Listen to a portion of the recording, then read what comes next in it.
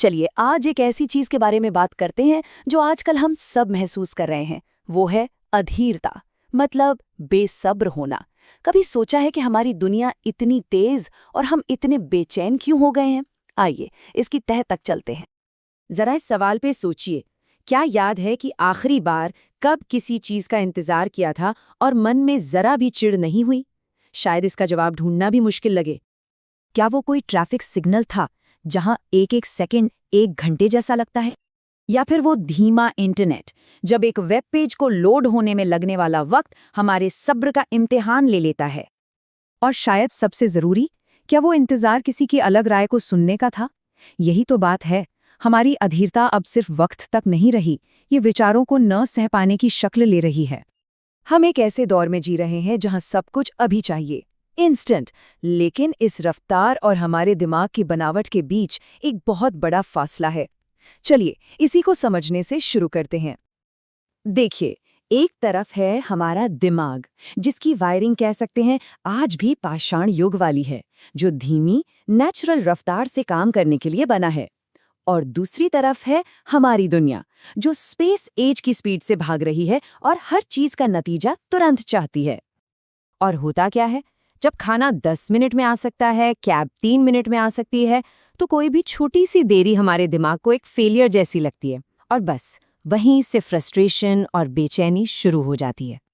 तो सवाल ये उठता है कि आखिर हमारा दिमाग इस तेजी का इतना आदी हो कैसे गया? जवाब साइंस में छिपा है, और खास तौर पर एक केमिकल में जिसका नाम है डोपामाइन। ये ना एक साइकिल की तरह काम करता है। सोचिए, एक स्वाइप किया, एक लाइक मिला, एक नोटिफिकेशन आया, ये हुआ एक छोटा सा इनाम। इसके मिलते ही दिमाग डोपामीन रिलीज करता है, मतलब खुशी का एक छोटा सा हिट। अब दिमाग को इसकी आदत पड़ जाती है, वो और मांगता है। नतीजा, जो असली जिंदगी है, जहां इनाम और नतीजे मिलने में वक्त लगता है, वो हमें बहुत स्लो और बोरिंग लगने लगती है। यहाँ एक बात समझनी बहुत जरूरी है कि डोपामीन अपने आप में कोई विलन नहीं है। ये तो दिमाग का एक नॉर्मल, जरूरी केमिकल है। प्रॉब्लम तब शुरू होती है जब हमारा दिमाग इन छोटे छोटे तुरंत मिलने वाले इनामों का आदी हो जाता है। ये एक लत बन जाती है। अब असली जिंदगी, जहां लोगों के विचार अलग होते हैं, जहां चीजों में देरी होती है, वो हमारे दिमाग के उस हिस्से को वो किक नहीं दे पाती जिसे अब हर चीज फौरन चाहिए। और जब दिमाग को वो इंस्टेंट इनाम नहीं मिलता, तो वो चिढ़ या गुस्से से रिएक्ट करता है। दिमाग की ये जो नई आदत है ना, इसका सबसे बड़ा असर हमारे सोशल बिहेवियर पर पड़ा है, और इसका क्रेडिट या कहीं ब्लेम सोशल मीडिया को जाता है। इसने हमें ज्यादा एक्सप्रेसिव नहीं, बल्कि ज्यादा रिएक्टिव बना दिया है। एक वक्त था जब किसी से असहमत होने का मतलब होता था, ठीक है, मेरी सोच अलग है, ये विचारों का लेन देन था। पर अब इसका मतलब सीधा हो गया है, तुम मेरे खिलाफ हो। मतलब कोई भी असहमति अब सीधी हमारी पहचान पर हमले की तरह महसूस होती है। और ऐसा होता क्यों है? देखिए, सोशल मीडिया के जो एल्गोरिदम है ना, उनके पीछे एक बहुत सीधी सी लॉजिक काम करती है। शांति और सुकून वाली बातें उतनी तेजी से नहीं फैलती जितना गुस्सा और नफरत फैलती है। तो ये प्लेटफॉर्म्स करते क्या हैं? ये उग्र विचारों को, तीखी आवाज़ों को इनाम देते हैं, उन्हें आगे बढ़ाते हैं। यहाँ गहरी सोच के लिए, किसी की बात को आराम से समझने के लिए कोई जगह ही नहीं है, क्योंकि ये चीज़ें वायरल नहीं होती। नतीजा ये है कि हमारी फीड्स एक तरह से गुस्सा भड़काने वाली मशीन बन गई हैं। लेकिन ये सारी अधीरता सिर्फ टेक्नोलॉजी की ही देन नहीं है।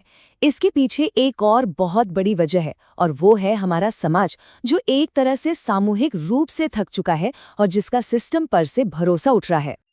ये बात बहुत गहरी है कि लोग अक्सर गुस्से में इसलिए नहीं होते कि वो बुरे हैं, वो गुस्से में इसलिए होते हैं क्योंकि वो बुरी तरह से थक चुके हैं।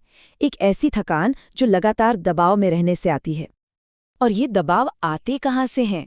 करियर बनाने का प्रेशर है, पैसों की चिंता है, सोशल मीडिया पर दूसरों से लगातार अपनी जिंदगी की तुलना है, नौकरी रहेगी या नहीं इसका डर है, रिश्तों में तनाव है, और इन सब के ऊपर हमेशा पॉजिटिव दिखने की एक और मांग। ये सारा स्ट्रेस कहीं तो निकलेगा ना। देखिए, सब्र रखने के लिए ना एक बहुत जरूरी चीज चाहिए होती है, भरोसा। इस बात पर भरोसा कि सिस्टम ठीक से काम कर रहा है, कि हमारी बात सुनी जाएगी। जब ये भरोसा टूटता है, जब लोगों को लगता है कि उनका कोई कंट्रोल नहीं है, तो वो फौरन रिएक्ट करके, गुस्सा दिखाकर कंट्रोल हासिल करने की कोशिश करते हैं। तो क्या इसका कोई हल है?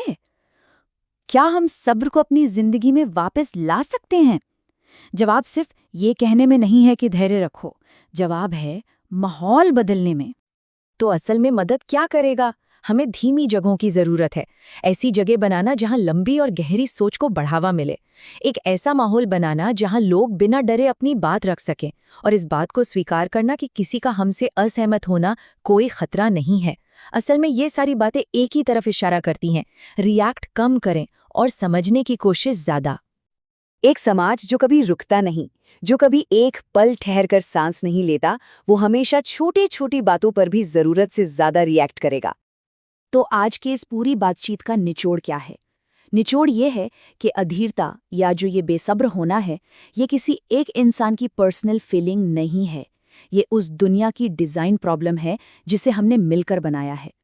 अगर हम शांत लोग चाहते हैं तो हमें एक शांत रफ्तार वाली दुनिया बनानी होगी, न कि ऐसी दुनिया जहां हर कोई बस चिल्ला रहा हो।